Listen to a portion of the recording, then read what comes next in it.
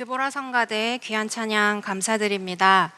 우리가 세상의 빛으로 살아가길 소망하며 오늘은 우국충정, 나란 일을 근심하고 염려하는 참된 마음이라는 제목으로 은혜를 함께 나누고자 합니다.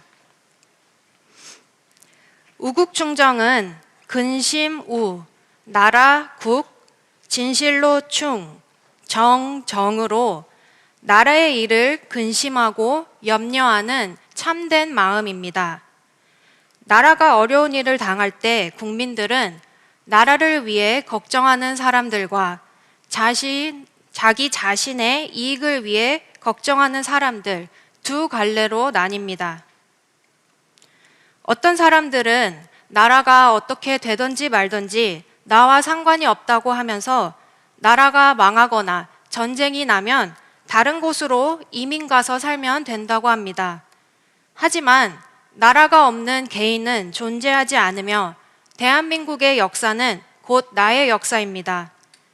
지금 우리가 한국인으로서 누리는 특권은 내가 얻어낸 게 아니라 우리나라가 존재하기 때문에 또 우리나라가 강하기 때문에 우리나라의 위상이 높고 존경받기 때문에 누리는 특권입니다.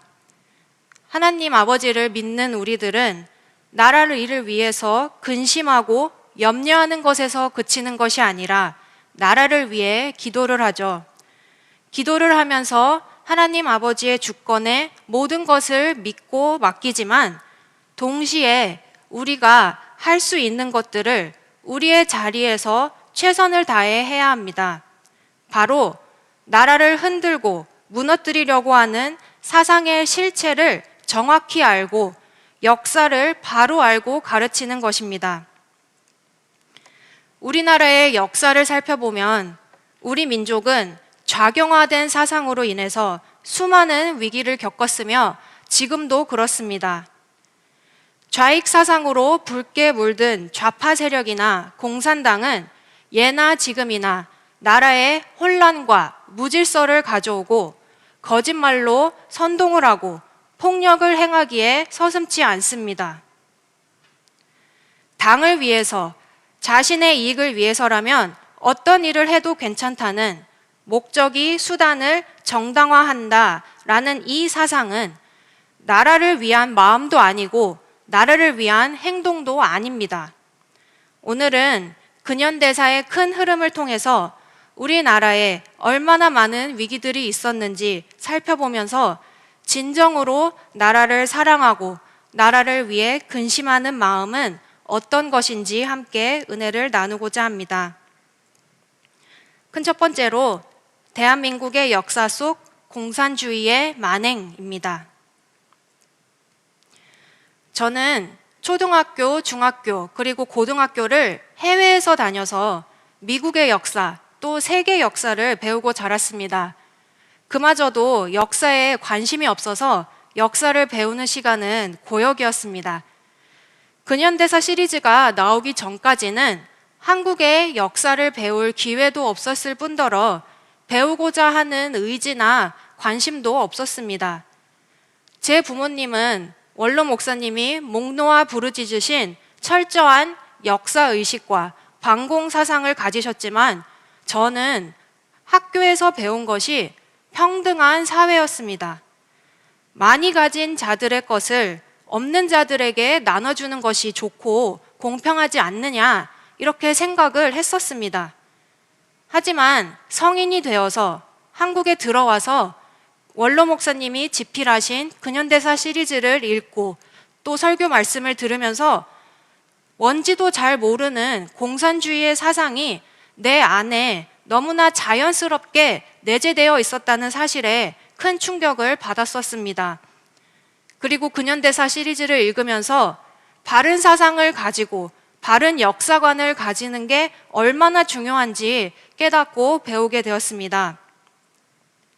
우리나라의 역사를 보면은 좌경화된 사상을 가진 자들이 해방된 직후부터 지금까지도 적화통일이라는 목적을 달성하기 위해서 온갖 수단과 방법으로 나라를 혼란에 빠뜨렸고 이 악행은 지금도 진행 중입니다.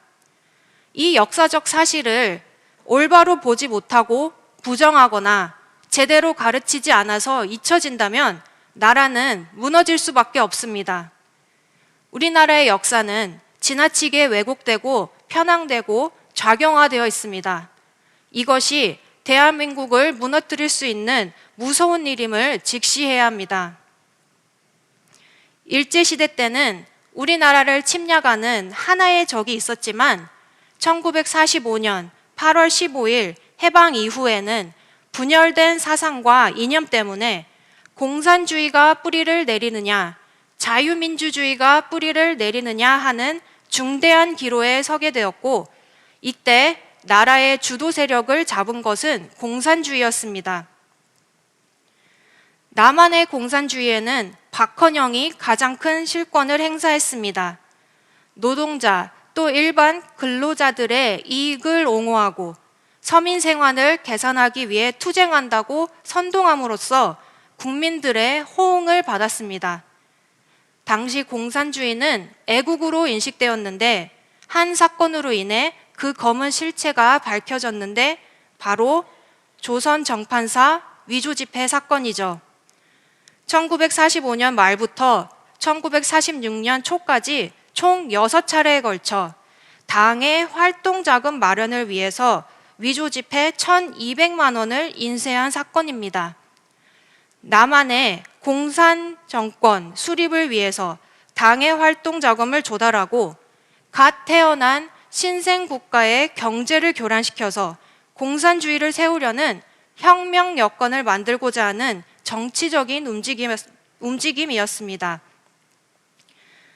33차에 걸친 공판, 133건의 증거품, 1만여 쪽의 사건 기록이 조선 공산당 측에서 개입했다는 사실을 입증했지만 공산당은 구속된 직원들이 공산당원이 아니라고 거짓말을 했습니다.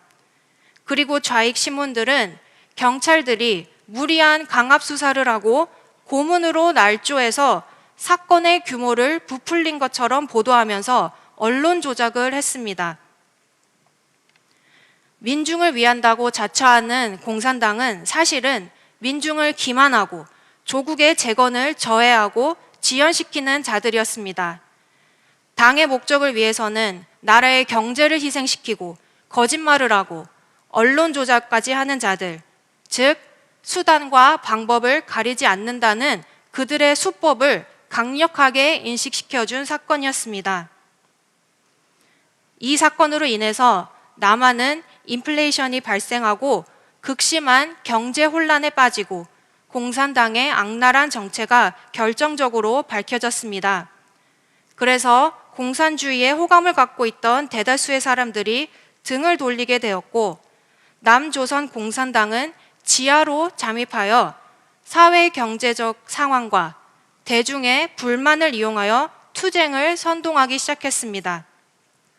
그래서 1946년 9월 총파업이 시작되었습니다. 좌익 사상을 가진 자들의 행동에는 항상 숨겨진 저의가 있습니다. 저의는 겉으로 드러나지 아니한 속에 숨은 생각입니다.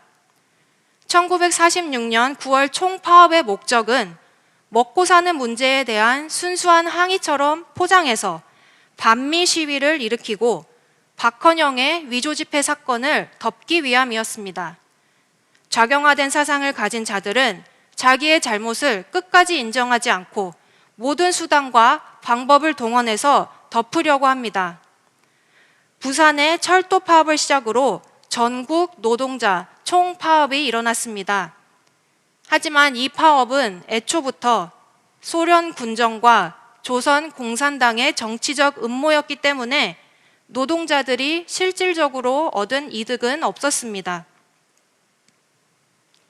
그리고 9월의 총파업의 일환으로 대구에도 파업이 시작되었습니다.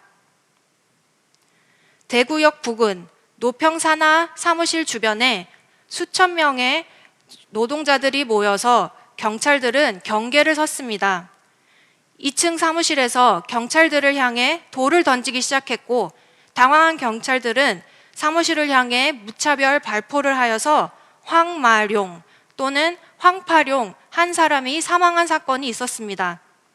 하지만 경찰들의 사격으로 사람들이 여러 명 쓰러져 죽었다라는 소문이 삽시간에 퍼지기 시작했습니다.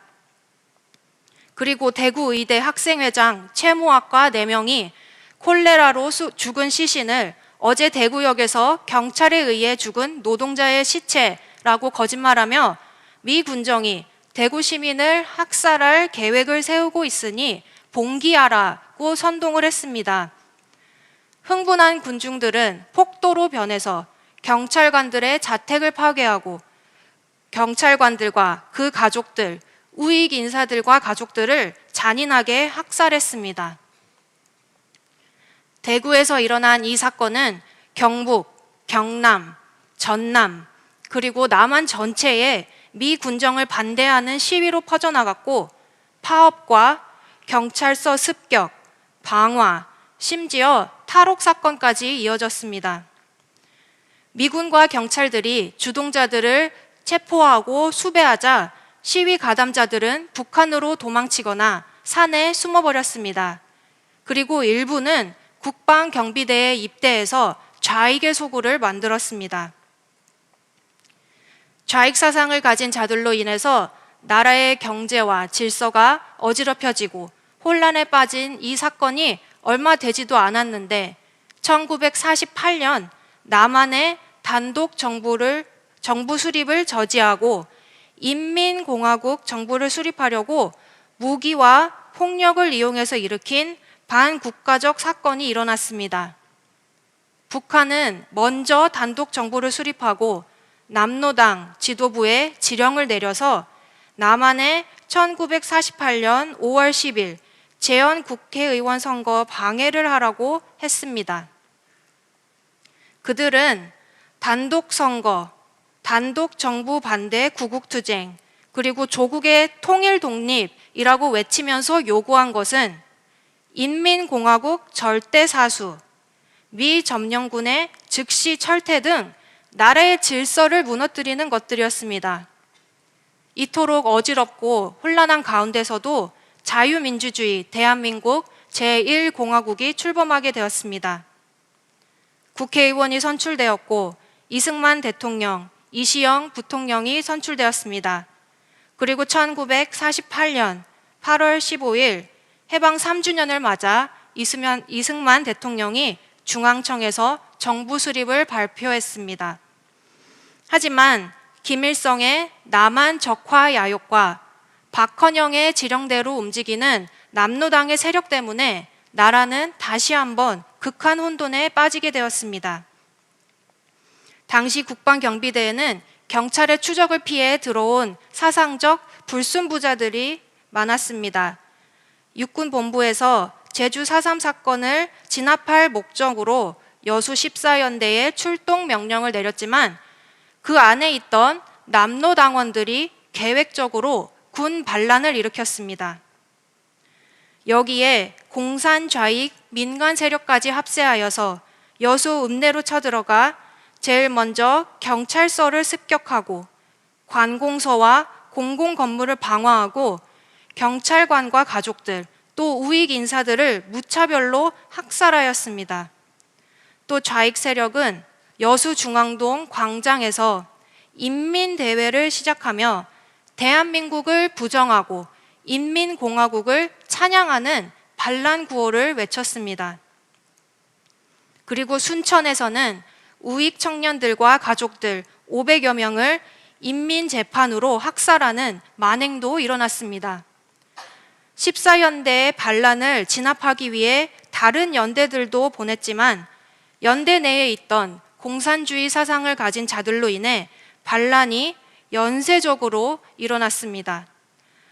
군 조직 내에 숨어있던 남노당원들이 갓 출범한 신생국가의 목에 칼을 겨눈 것입니다. 우리나라가 잘못된 사상으로 인해서 내부적으로 분란을 겪고 있던 이 시기에도 김일성과 소련, 중국, 공산국가들은 우리나라를 삼키려고 작전을 짜고 있었습니다. 공산 세력은 우리나라가 해방된 순간부터 한반도 전체를 공산화하려는 야욕을 품고 행동으로 옮기기에 멈춘 적이 없습니다. 6.25 전쟁은 김일성과 공산주의 세력이 적화 야욕을 품고 일으킨 명명백백한 불법 남침입니다. 1950년 6월 25일 새벽 4시 적화 야욕의 살인마 북한의 김일성은 선전포고도 없이 기습적으로 남침했습니다. 북한 공산군은 전차를 앞세우고 38선을 넘어 일방적인 기습 공격을 시작했고, 이 붉은 물결은 3일 만에 대한민국의 수도 서울을 덮쳐버렸습니다. 남한은 반격도 제대로 못 해보고 국군 4만 4천 명이 전멸하였습니다. 거리마다 시체로 뒤덮였고 좌익사상으로 붉게 물든 인민군의 광란 속에서 부모를 잃고 자식을 잃고 형제 자매가 처참하게 죽어갔습니다. 하지만 김일성은 남침을 은폐하고 전쟁의 모든 책임은 남조선 측에 있다고 주장하면서 거짓말을 했습니다. 우리 국군은 낙동강까지 밀려서 남한의 영토 90%가 이미 북한군의 수중으로 넘어갔지만 1950년 9월 15일 기도하며 하나님께 의지한 메가더 장군의 인천 상륙 작전의 기적적인 성공으로 서울을 탈환하고 38선을 넘어 북진하여 드디어 평양을 점령했습니다. 하지만 북중 상호 방위 협정으로 중공군이 참전하고 중공군이 인해 전술로 물밀듯이 내려와서 국군과 유엔군의 북진을 좌절시켰습니다. 38선 이남으로 철수할 수밖에 없었고 1951년 6월부터 휴전 이야기가 나오기 시작하자 고지쟁탈전이 시작되었습니다. 1953년 6월 18일 이승만 대통령이 반공포로를 석방하면서까지 휴전을 해도 우리나라를 보호해줄 한미 상호방위조약 체결을 강력하게 요구했습니다. 그리고 수많은 난관을 거친 끝에 1953년 7월 27일 오전 10시 마침내 3년 1개월 2일간 지속되었던 전쟁이 막을 내리고 휴전 상태에 들어갔습니다.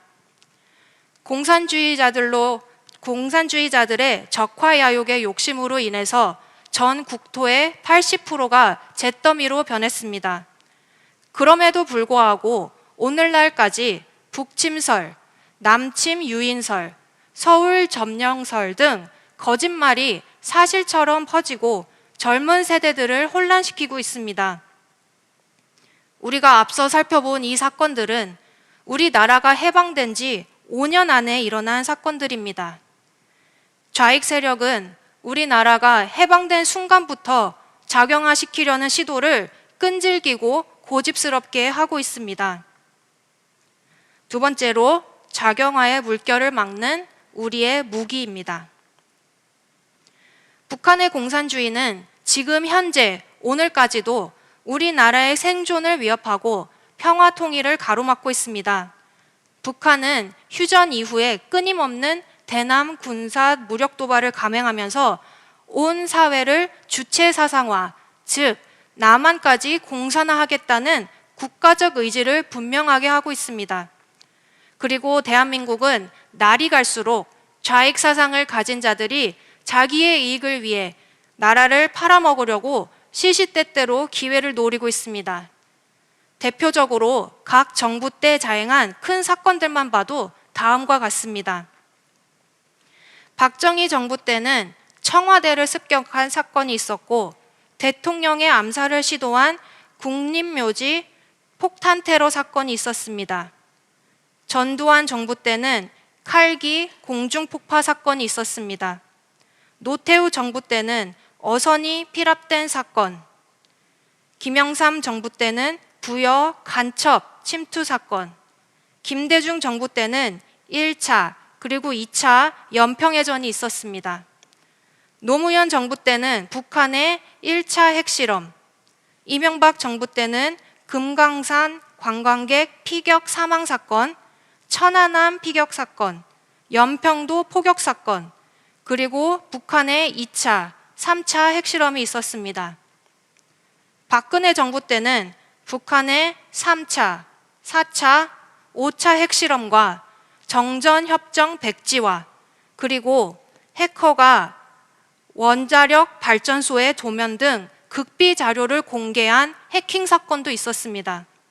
또 북한이 몰래 DMZ를 침범하여 의도적으로 목함 지뢰를 매설해 놓아서 우리나라 육군 제1보병사단 예하 수색대대의 부사관 1명, 중사 1명이 중상을 입었습니다.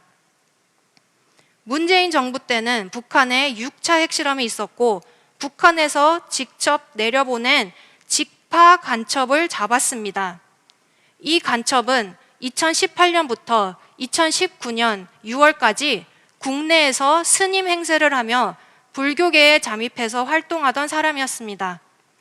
그리고 남북 공동연락사무소를 폭발시키고 외교 안보기관을 해킹했습니다. 윤석열 정부 때는 북한의 군용기와 무인기가 대한민국의 영공을 침범하였습니다.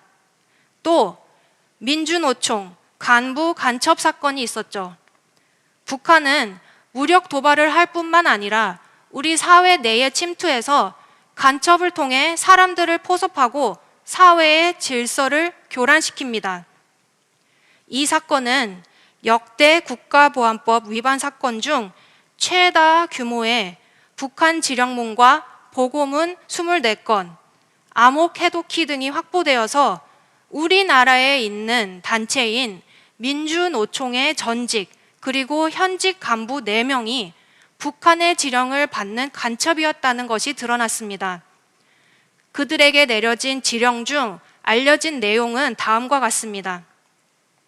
청와대 등 주요 기관들의 자료를 입수해서 마비시켜라.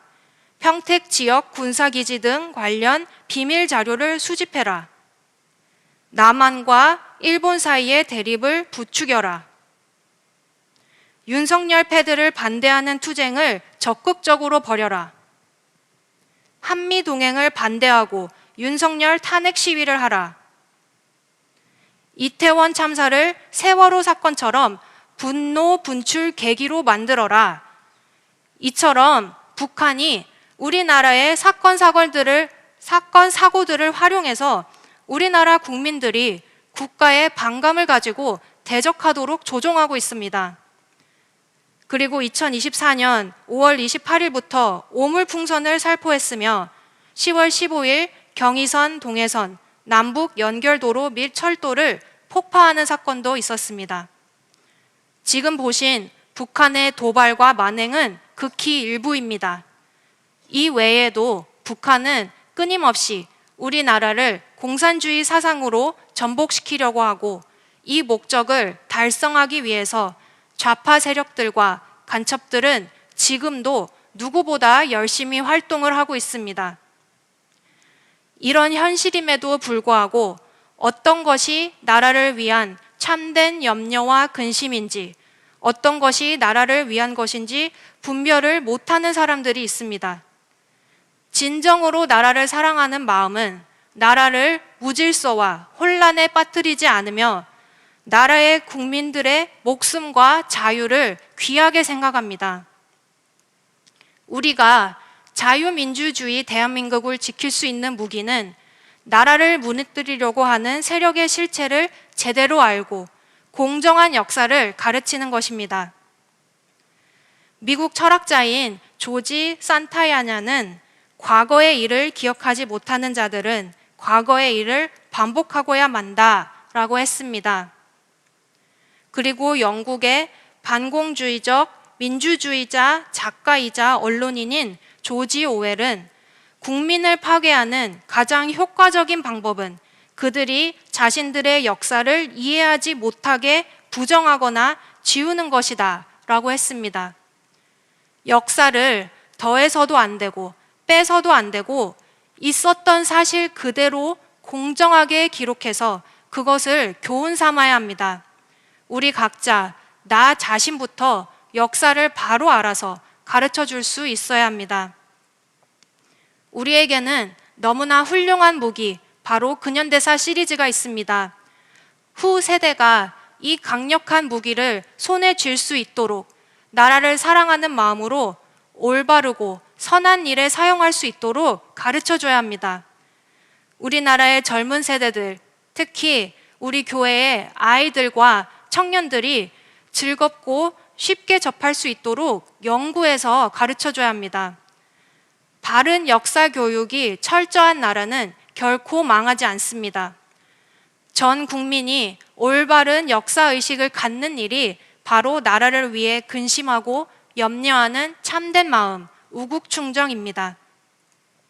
마지막 세 번째로 소망의 불씨를 횃불로 만드는 우국충정입니다. 우국충정의 마음은 우리나라의 미래의 소망의 불씨를 힘차게 타오르는 횃불로 만듭니다. 우리나라에는 외부에는 북한이라는 존재가 우리의 민주주의를 무너뜨리기 위해서 존재해왔고 지금도 여전히 행동을 하고 있습니다. 그리고 내부에는 작용화된 사상을 가진 자들이 갖가지 수단과 방법으로 우리나라를 지키는 안전장치들을 제거하려고 합니다. 우리나라에 있는 단체들이 전쟁을 막기 위해 대북 적대 정책을 폐기하자고 하고 국가보안법을 폐지하자고 합니다. 그리고 어느 대통령의 정권은 공산주의 나라 중국의 사드 군사기밀을 유출하고 대통령 본인이 3급 국가기밀이 담긴 USB를 북한 적국의 수계에게 직접 넘겼습니다. 또 어느 당의 의원은 군사기밀, 산업기밀을 해외로 유출하는 간첩은 존재하지 않는다고 언제적 간첩인데 지금 간첩을 얘기하냐, 군사기밀은 다 국가기밀이냐 라고 하면서 간첩죄 적용 확대에 반대를 합니다. 우리나라에 있는 노동자의 인권을 위해 만들어진 조합이 우리나라에 선동학교를 세우려고 합니다. 이 학교를 세우는 목적은 선동 실력 향상을 위함입니다. 이것이 오늘날 우리나라의 현실입니다. 나라의 안녕과 평안, 나라의 질서는 안중에도 없고 자기 이익만 추구하고 특정 당과 인물의 안위만 중요합니다. 어떻게 보면 우리나라의 현실과 미래가 암담하게 보일 수도 있지만 소망이 있는 것은 민주주의의 주역이라고 하는 운동권 세대가 벌이고 있는 일들의 실체를 꿰뚫어 볼 수 있는 2030 세대가 일어났다는 것입니다. 정치에 무관심하던 젊은 층이 좌익 사상의 실체, 그리고 우리나라가 처하게 된 현 상황을 직시하게 되었기 때문에 12월에 계엄령이 계몽령이었다고 말하기도 합니다. 우리나라가 반국가 세력에 넘어갈 수도 있다는 것에 가슴 아파하고 절대로 북한과 중국에 이 나라를 내어줄 수 없다며 목소리를 내고 있습니다. 북한에게 우호적인 정당, 전체주의적 행태를 보이는 정당을 지지할 수 없다는 것은 대한민국의 국민으로서 당연한 상식이라고 외칩니다. 대한민국은 지금 안으로부터 밖으로부터 위협을 받고 있다는 것을 깨달은 세대가 자유민주주의를 지키기 위해 일어났습니다. 지금은 어느 때보다 나라를 사랑하고 나라를 위한 우국충정의 마음을 가진 사람들이 필요한 때입니다. 우국충정을 하는 마음이 윗세대와 2030 세대를 이어주고 나라를 사랑하고 자유민주주의를 수호하는 힘이 됩니다. 그리고 모든 역사를 주관하시는 하나님의 위엄과 긍휼, 그리고 믿는 성도들의 간절한 기도가 우리나라를 살립니다. 결론을 맺겠습니다. 좌익 사상의 붉은 물결은 생명을 공급해주는 물이 아니라 모든 것을 파괴하고 초토화시키는 해일입니다. 해일이 덮치면 살아남을 자가 없습니다. 나라가 망하면 내가 누리는 자유도 사라집니다. 나라가 없으면 교회도 없고 가정도 없고 각자 나 자신도 존재할 수 없습니다. 오늘 우리의 나라, 우리 사회를 보면 악인들이 판을 치고 잘 사는 것 같이 보입니다. 오늘 본문인 전도서 8장 11절에서 13절과 잠언 3장 31절에서 33절에서는 우리에게 악인의 결말을 알려주시면서 그들의 어떤 행동도 본받지 말라고 말씀하십니다. 현대인의 성경으로 읽어보면 더 와닿아서 읽어드리려고 합니다. 전도서 8장 11절에서 13절 말씀. 하나님이 죄인들을 즉시 벌하시지 않기 때문에 사람들의 마음이 악을 행하는 데에 담대하다. 죄인이 100번을 범죄하고도 여전히 살아남을 수 있을는지 모르지만 내가 알기에는 하나님을 두려워하는 마음으로 섬기는 자가 분명히 잘 될 것이다.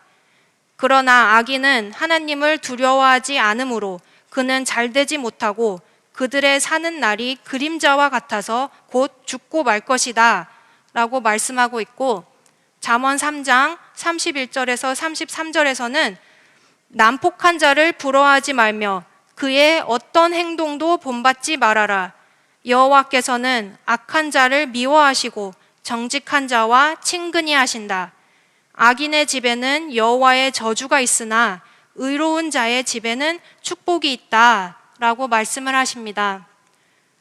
우리는 악을 행하는 데에 담대한 자들, 난폭한 자들을 본받아서도 안 되고 그들에게 속아서도 안 되고 미혹되어서도 안 됩니다. 악인이 흥황하는 것 같이 보여도 그들의 결말은 결코 좋지 못합니다. 우리가 누리는 모든 혜택은 내가 태어나기도 전에 피와 눈물과 땀으로 뿌려두었던 수많은 희생의 결과입니다.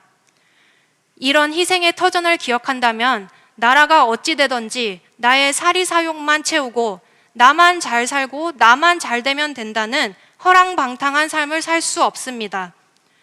우리나라 자유민주주의 대한민국의 역사 속에 수많은 참혹한 동족 상잔을 일으킨 불신은 공산주의, 좌경화된 사상입니다. 이런 비극이 다시는 되풀이되지 않도록 반드시 우리나라의 역사를 교훈 삼아서 뼛속 깊이 새겨야 합니다. 하나님 아버지께서 우리의 선조들을 통해 지금까지 나라의 수많은 위기 가운데서도 건져주셨습니다. 우리도 온 마음을 다해서 나라를 사랑하고 나라를 위해 근심하는 우국충정의 마음으로 우리나라의 자유민주주의를 지키는 저희 모두가 되시기를 소망합니다. 같이 기도하시겠습니다. 사랑과 은혜가 충만하신 하나님 아버지, 오늘도 저희를 사랑하여 주셔서 나라와 민족을 위해 드리는 모교 구국 예배로 발걸음을 인도해 주심에 감사드립니다. 우리나라가 지금까지 수많은 위기와 나라가 전복될 만한 큰 일들을 겪었지만 그때마다 아버지께서 긍휼히 여겨주셔서 지금까지 지켜 보호해 주신 줄 믿습니다. 지금도 나라가 너무나 어렵고 혼란스럽지만 먼저는 저희의 죄를 돌아보고 나라를 짊어지고 기도할 때에 아버지께서 이 나라를 굽어 살펴주시고 공산주의 사상으로 인해 나라가 절대로 무너지지 않도록 끝까지 붙잡아 주옵소서. 나라를 사랑하고 나라를 위해 근심하는 마음으로 잘못된 사상에 현혹되지 않고 역사를 바로 알기에 힘쓰고 공정한 역사를 후세대에게 가르칠 수 있게 해주시고 나라를 위해 기도를 쉬지 않도록 저희의 믿음을 날마다 붙잡아 주시고 강하게 하여 주옵소서. 사랑이 많으신 예수님의 이름으로 간절히 기도 올리옵나이다. 아멘.